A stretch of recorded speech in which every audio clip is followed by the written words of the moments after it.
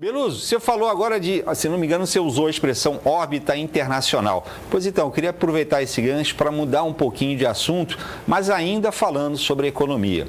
Seguinte, questionada nesta sexta-feira sobre o desejo de Donald Trump de fechar um acordo comercial com a China, a porta-voz do Ministério do Exterior, Mao Ning, foi tremendamente polida e diplomática. Ela disse que, apesar das diferenças, os dois países têm enormes interesses comuns e espaço para cooperação. Sobre a cobrança por Trump, de um acordo mais justo que reduza o déficit comercial americano, chamado por ele de ridículo, a porta-voz afirmou que a China nunca buscou deliberadamente um superávit comercial com os Estados Unidos.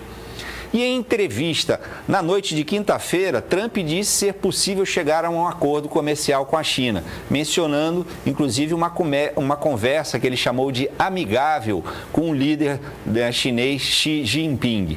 E essa declaração fez o dólar desabar pelo mundo, chegando ao menor patamar em um mês na comparação com moedas de outros países.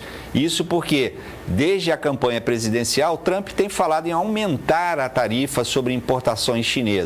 A menção a um acordo como alternativa a essas tarifas provocou uma reação positiva dos mercados financeiros.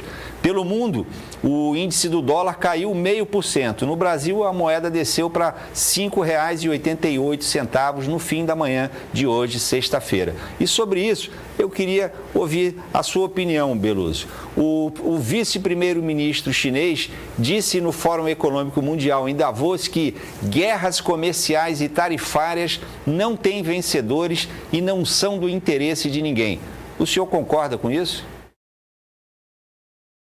Melhor um bom acordo do que uma disputa sem fim. E acho que o Trump também, depois de todas as fanfarronadas ou fanfarronices que ele fez logo depois da eleição, as promessas, ele já percebeu que para a economia americana não é uma boa você colocar tarifas muito pesadas contra a China.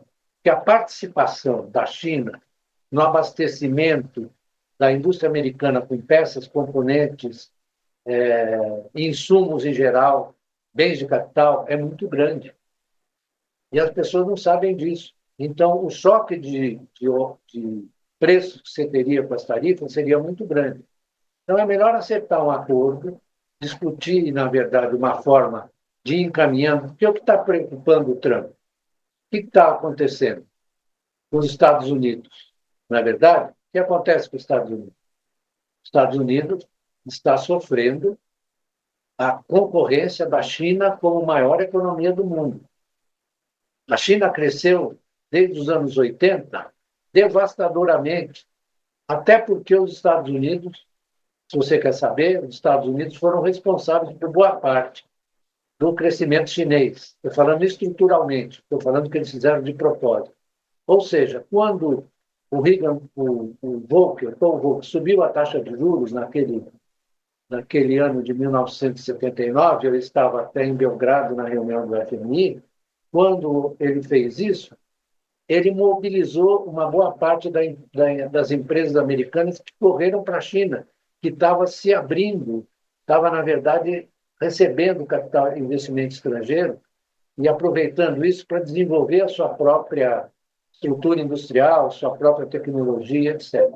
Então, isso causou um conflito, um distúrbio entre os Estados Unidos e a China, porque é visível que uma das preocupações do Trump é a manutenção da hegemonia americana que está ameaçada pelo avanço da China. Donald Trump dá a impressão que dá uma afinada, digamos assim, quando ele fala diretamente com a China, né? É verdade, você tem toda a razão. Quer dizer, mas o Trump é assim, é muita fanfarronice, e depois ele vai se ajustando às condições reais de vida nesses casos. Olha, esse conflito Estados Unidos-China, essa disputa não vai terminar agora, porque é o seguinte, há uma diferença crucial entre o avanço chinês e a relativa estagnação americana. Relativa. o avanço chinês foi muito importante, que ela passou a dominar. Por exemplo, se o Trump colocasse as tarifas, o que ia acontecer? Boa parte das exportações e importações chinesas iam passar para outros países, certo? Como está acontecendo com o Sudeste Asiático, por exemplo. Todo ele imantado pela China.